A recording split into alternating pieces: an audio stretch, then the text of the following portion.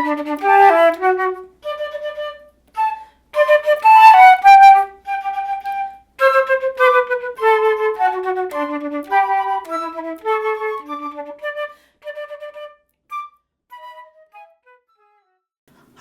I'm Michelle Kuhn, and welcome to Hidden Gems in the History of Music. Now, I started this podcast for a couple of reasons. One, I love researching anything in music history, and I love talking about it. My students will tell you that. And I wanted to share with other people things that I found. And the hidden gem part is there are a lot of composers, little known composers out there that we either don't know much about or we haven't heard much of their music, and it's great music and they have interesting lives. So those are the kind of things I want to bring to you and share with you and discuss. Sometimes I'll be talking by myself, sometimes I'll have a guest. So I've always had a really big interest in or a passion for music history. I have my music degree, got that in the 80s, quite a while ago. And I remember just loving all my music history courses. I took extra of those. And I remember thinking, you know, these composers, they had these lives. They weren't just these old guys over here that died and lived and did this and, you know, married this person and whatever, lived here and there. They had lives and they were interesting people. And I tried to always get little bits of information about their lives. Now, there's been a whole lot more research done since then, and there's more and more accessible information as well. I don't mean just a plain Google search, but I mean there's a lot more papers written, articles written, books out there. So I found out lots of more things in the past few decades than I knew back then. When I teach my students, I'm a flutist, a flute teacher, and I teach theory, history, and harmony, the RCM curriculum usually, because that's my kids often do the RCM exams. And when I'm teaching them history, again, I don't want to just say, okay, this guy lived here, whatever. I want to give them little bits of information because I feel that it brings that composer alive. For example, when we talk about Mozart, I'll say Mozart's favorite food was liver dumplings and sauerkraut. And I actually had a student say to me, you know, my grandma makes that and it's really good. And other students are like, what's that? Or somebody said, oh, my favorite's pizza. You know, so it kind of humanizes these long dead composers. And it makes them remember, makes the students remember more about them. Oh, that's the guy who liked the liver dumplings or whatever. Not just that, but other little bits of information. So I think that it's really important that we keep learning and researching and checking stuff out. How do we know so much? Well, a lot of it is through letters. Like we have the documentation of when somebody was born, how many children they had, when they died, that kind of thing. But it's the letters that survived all these years. Not all the letters survived, of course, but the ones that did, they tell us so much information because it's people talking to people. I mean, they didn't have internet and text, and they certainly didn't have even phones, no electricity. So when they wrote to each other, especially if they were friends, they would write as themselves. So you get an idea of the person's personality. They would write to their family, to other composers who were friends or whatever. They would write, you know, people would write about them. So there's all sorts of information out there that we can glean and learn from. I really have an interest in the era of approximately 1750 to 1850. And that would be like classical, early Romantic era, maybe late Baroque even. And I like that era for many reasons. Well, I love the music, but also because a lot of things were changing. Society was changing. There were societal changes going on. The Industrial Revolution was then. There was the rise of the middle class. Musicians went from being essentially servants to having a freelance life, you know, more freelance musicians. They had patrons, but it was more like this patron helped them out this way, and this patron, you know, paid for, you know, wanted this symphony done, whatever. It wasn't the same kind of patronage that was happening before, where you had to be connected to a court of some sort or whatever. I mean, nothing's ever like written in stone, but that was generally what happened then, and then it kind of moved into the freelance musician. So I find those years very, very interesting. I have an interest in Clara Schumann because her picture's here. So when I was in university, I had a really good professor, a couple of really good professors in music history, And he was talking about Robert Schumann, an early romantic composer. Robert was born in 1810. And he mentioned that Robert had a wife named Clara, and that she was a great pianist and she did a little bit of composing. And I remember thinking, there must be more to that story. And then later on, as he's continuing through Robert Schumann's life, Robert Schumann ended up, he had some mental health issues, pretty serious ones, and he ended up in, I guess they would have called it a sane asylum or a mental institution back then. We wouldn't call it that now. But he ended up there in that hospital for the last about 2.5 years of his life, and Clara never went and visited him. And my professor kind of almost tusked about that, like, why didn't she go visit him idea? And it kind of he just kind of left it like that, whether he meant to do that or not, but that's how it came across. And so I remember thinking, there's got to be more to that story.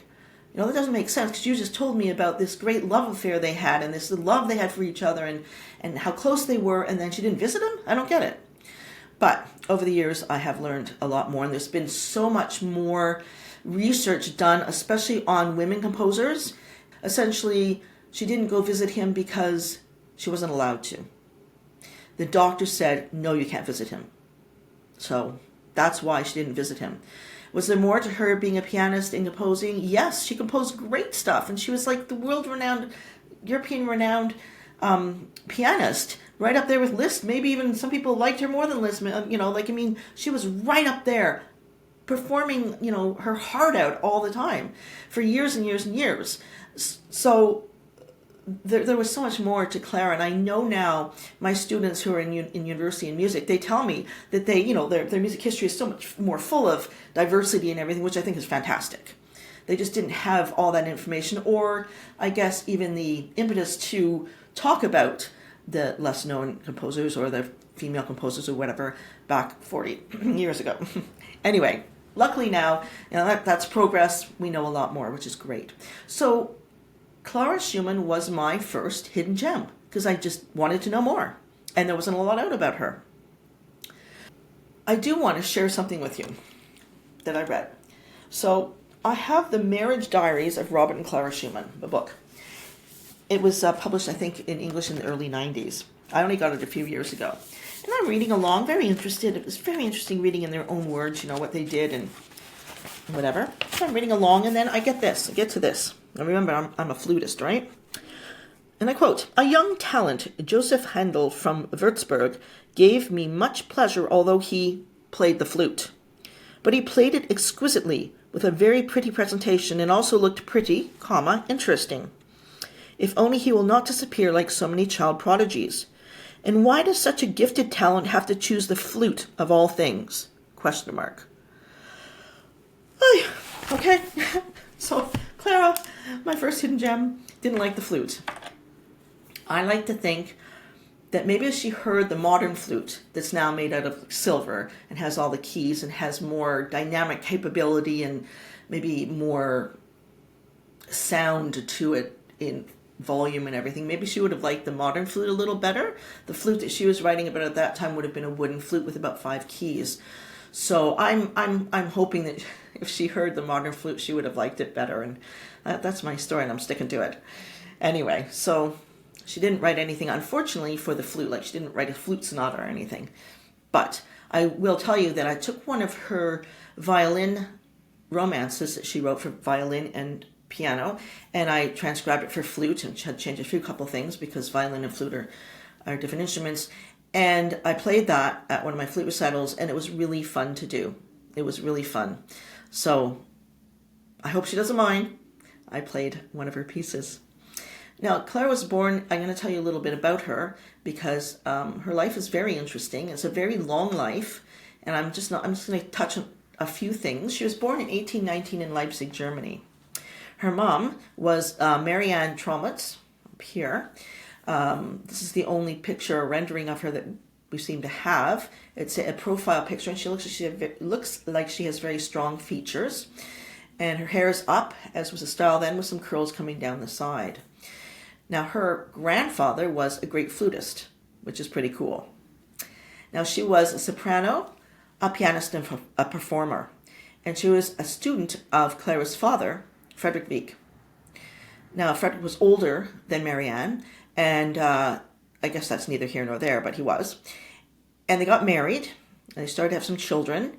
But Frederick, although apparently he had a humorous, good side to him, tended to be, or was, extremely controlling, and it was his way or the highway. And he could get quite angry and upset about things.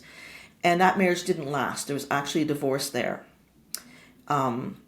Ultimately, Clara and her two younger brothers ended up living with their father.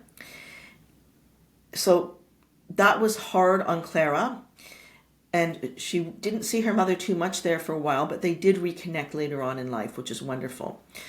So Frederick took all his energy and put it into making Clara, like in his mind, he was going to use all his pedagogical knowledge. He had been a tutor for about 10 years before he got married and started a store where he sold pianos and music and things. He was going to put all his knowledge into making Clara an amazing performer, like world-renowned. And she did become a world-renowned performer. But he saw it all as his doing, nothing to do with her. I mean, she had to have the temperament to follow everything he said, and the ability and talent to be able to get that accomplished, become that accomplished on the piano.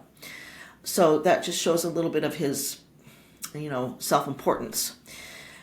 Now, he controlled everything she did as a child. From about the age of, from age 5 onwards, he was teaching her every day. She had to practice every day, lesson every day. He did believe that everybody should go out for a walk for an hour every day, which is a good thing. And he would control what she ate and what she wore and who she saw, that kind of thing.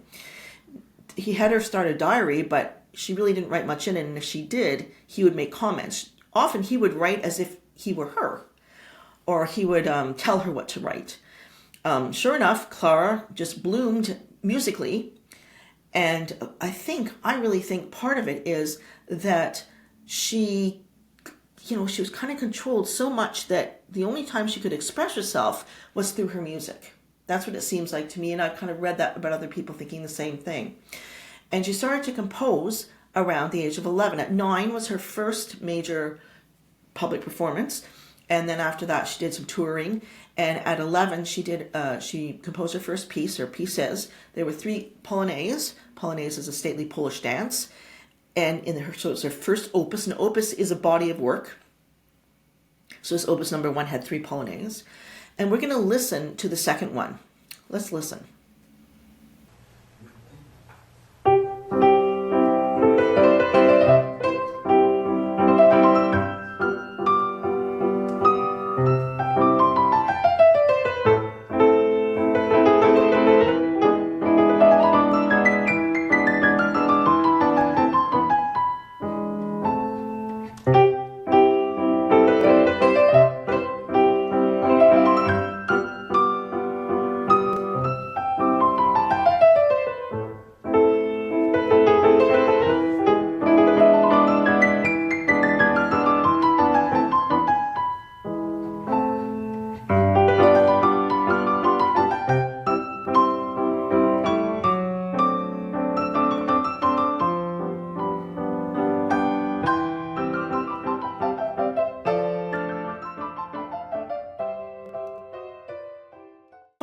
I think the words youthful exuberance. I think it's a very fun piece. The right hand's, going up and down and having lots of fun. The left hand's not straying too far, but I can see lots of kids enjoying playing this piece. It's a happy, exuberant piece. Now Clara went on composing, and there are, I can't remember how many opus numbers now, but opus 3 was a set of variations that she dedicated to Robert Schumann. Now, how did she know him? Well, it turns out that Frederick had a great reputation as a piano teacher, and Robert Schumann wanted to work with him, wanted to learn from him. So he rented a room in their house and actually lived with them for almost a year. And during that time, he got to know the kids really well and became a family friend.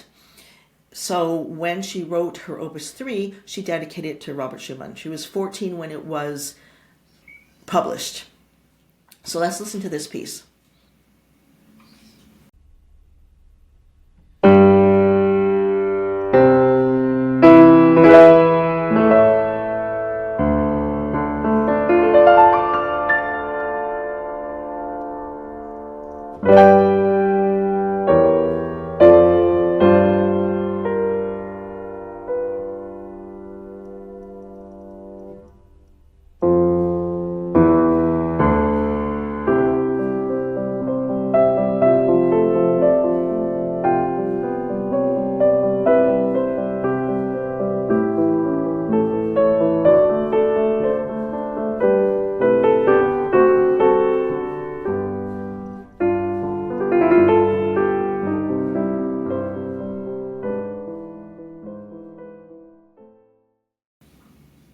Now this one is different. It's you can hear the maturity in it, more maturity in it anyway. You can hear that it's different. It's on another kind of level. You've got this slow beginning, and you've got these held chords, these fermatas, and then it goes into the piece, and everything feels just a little weightier, a little rounder, bigger or something.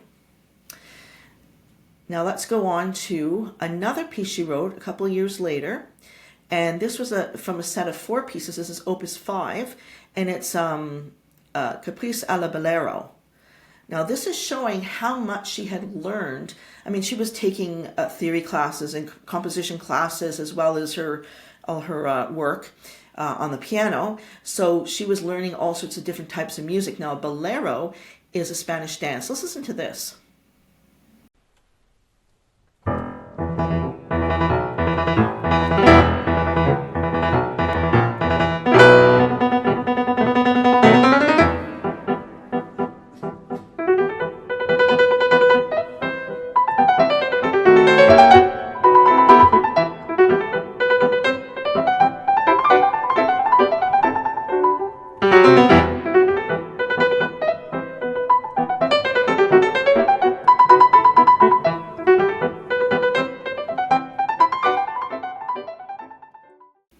Now that's completely different than the first 2. I mean, she is trying to emulate a Spanish dance, but it's lovely, it's exciting, it's bright. So those are some of her early ones. Now at this point, when she's getting into her later teens, she and Robert, well, she anyway, was falling in love with Robert.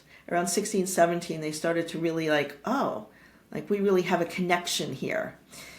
At this time also, Clara was working on her piano concerto in A minor. And it took her a while to write it. It's a big piece. Like the 3 pieces we just listened to are fairly short, like maybe 2, 3, 4 minutes long. And the concerto was many minutes longer than that. I don't know, 25 minutes or something, or 18 minutes, whatever it is. There are 3 movements. And the first movement is fast. So concertos generally have 3 movements. The second movement is slow, and the third movement is fast again. So this is a piano concerto where piano is the soloist, and it's with orchestra. So generally speaking, the first movement, you'll have the orchestra come in, and they'll kind of set out the themes. The piano will come in, and they'll reiterate the themes, often slightly differently, a little embellished or something, and then they'll play together, and they'll go back and forth, and then there'll be a second movement. Again, slow, and there'll be a third movement, but it's always orchestra and the soloist.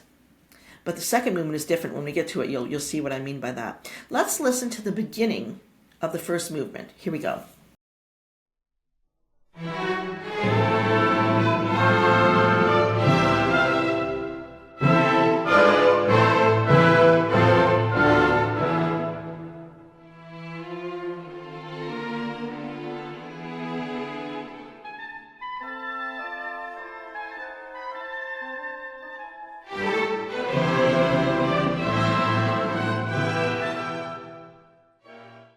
Now, to me, that's saying, I'm here.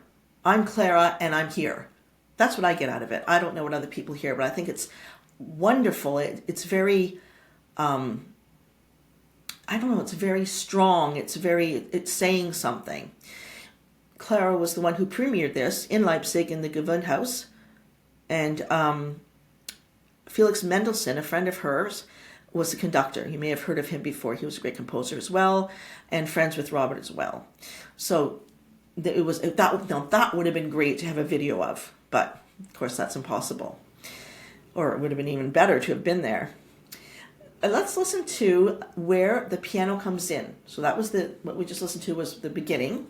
Now this is where the piano comes in. Here we go.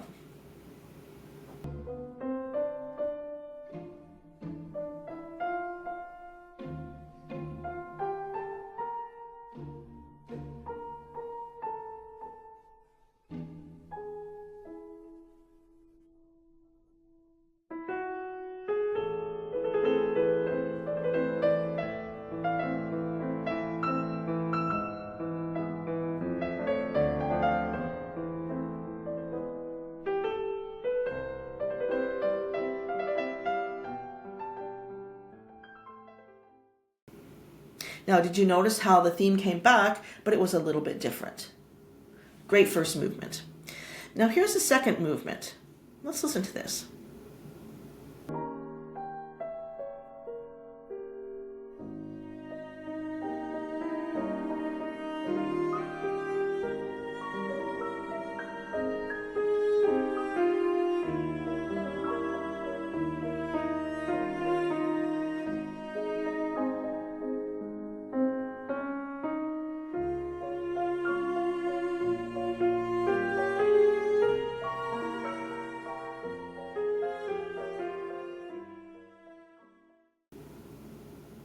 Isn't that amazing? So in the second movement, unusual for a concerto, usually it's the orchestra and the soloist playing, it's just the piano and the cello. And there is a couple of minutes of piano that I didn't show in the clip. I just showed where the cello came in, and it's just beautiful. It's lovely music. So when I first heard that, I first heard this concerto a few years ago. I'd never heard it before. And I was just blown away by the second movement. I'm like, this is so beautiful. Let's listen to the third movement. And it kind of segues into the third movement. So you'll hear the timpani, like the drums, bringing in the third movement along with the trumpets. And then the third movement starts. Let's listen.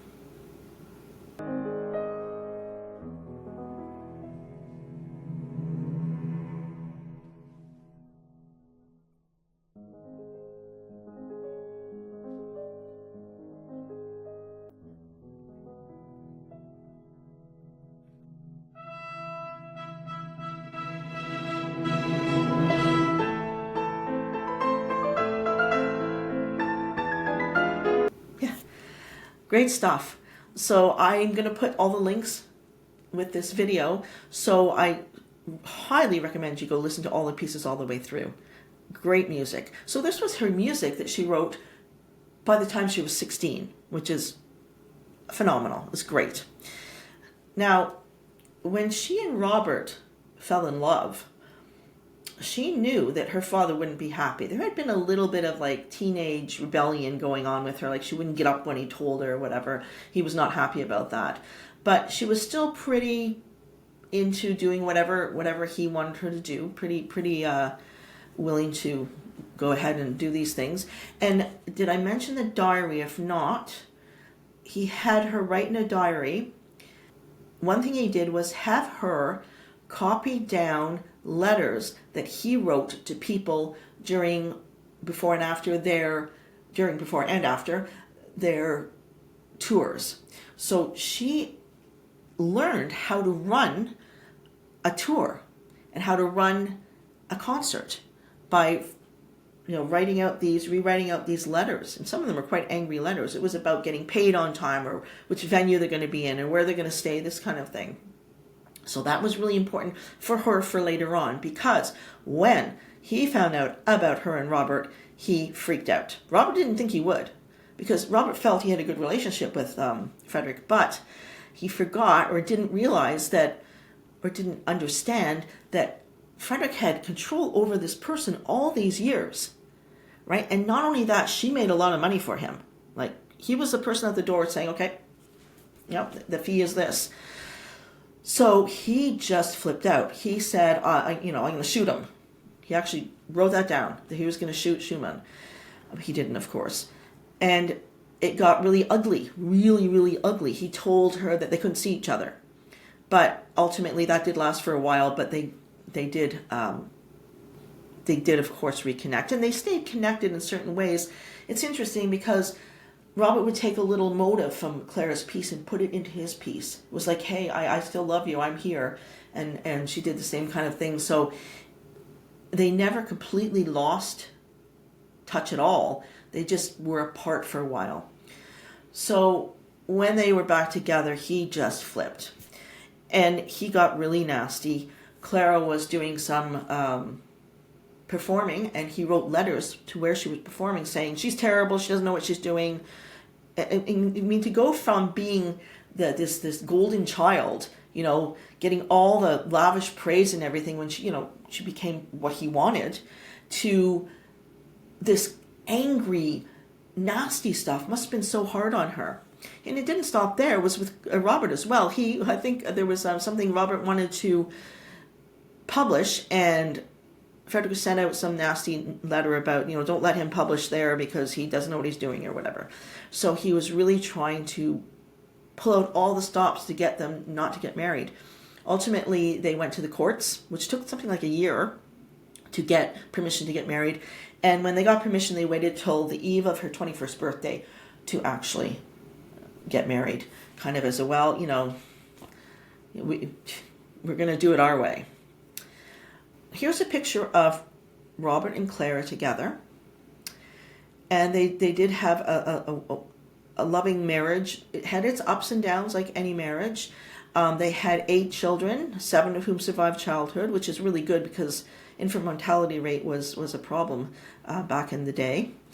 And Clara did continue composing. I've got a few quotes from Clara about composing. Now, when she was younger, she wrote, and I quote, "There is nothing greater than the joy of composing something in oneself and then listening to it." And she also wrote close to that time, "Composing gives me great pleasure. There is nothing that surpasses the joy of creation, if only because through it one wins hours of self-forgetfulness when one lives in a world of sound." Now, during that time where they were separated, I think it was actually when the court case was on, she wrote, and I quote, "I once believed that I possessed creative talent, but I have given up this idea. A woman must not desire to compose. There has never yet been one able to do it. Should I expect to be the one?" That's very sad. And she must have been having a really bad day when she wrote that, because she did, of course, go on and compose more. But I'm sure that that kind of turmoil that was going on in her life affected many things, including her self-confidence. Now, I think I mentioned before that she most likely poured all her emotions and her feelings into her music. I have another quote from 1838, and this is from an anonymous music critic, but this critic was describing Clara's Vienna recitals, and I quote, the critic said that, no, that wasn't the quote. The critic said, and I quote, "The appearance of this artist can be regarded as epoch-making. In her creative hands, the most ordinary passage, the most routine motive acquires a significant meaning, a color, which only those with the most consummate artistry can give." So that's the story of early Clara. Like I said, they got married. He died young. She did get to see him at the end, the very, very end, just a few days before he died. And he was overjoyed to see her, but he was in very bad shape. It's a very sad story. But she then had to look after the family. She had 7 children at that point that were there, and he never even got to meet his last child. Brahms was in the picture. He was helping her out. He was a good friend of both of them. But she had to spend all those years from age 38, 39, 37, somewhere around there, until she was quite an elderly lady when she died. She had to spend that time making money, so she went back to a lot of performing. There's something like 1,200 playbills, programs from that time, showcasing all the different performing she did. So it's amazing what the mind comes up with sometimes. So Clara died in 1896. And one of my grandmothers, she was born in 1894.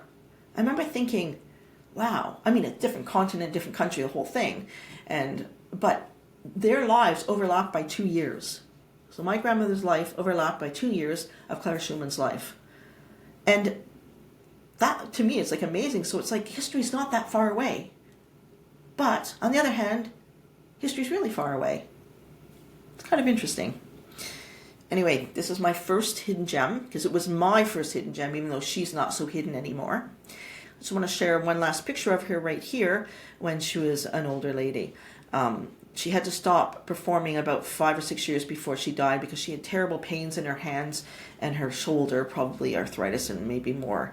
But what a life. Lots of ups, lots of downs. And if you're interested in Clara, there's lots of information out there, but I highly recommend you listen to some of her music. It's all beautiful. Thanks for listening. Until next time.